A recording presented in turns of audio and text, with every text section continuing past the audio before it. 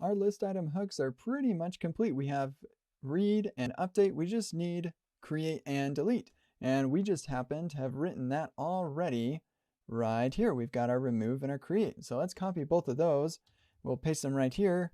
We'll make a function for use remove list item, and we'll move that in there. And we'll return what we get back from use mutation there. And then we'll make another function for use create list item. And we'll move that up in there, just return that value. And it looks like both of these are going to need that user. And then we'll export use remove list item and use create list item. And then in our status buttons, let's pull those in right here. Use remove list item and use create list item. And right here we can replace both of those. Use remove, we'll need to pass the user. And use create, pass in that user. Now things are looking pretty nice and clean, nice and tidy. Let's just double check. We can remove this, we can add it, and we can update it.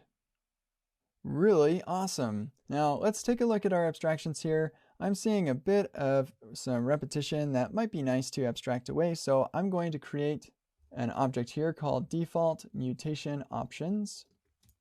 And we're going to just put this right in there.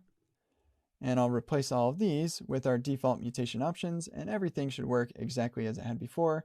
I can still do an update, and I get some UI updates because our list items query was invalidated.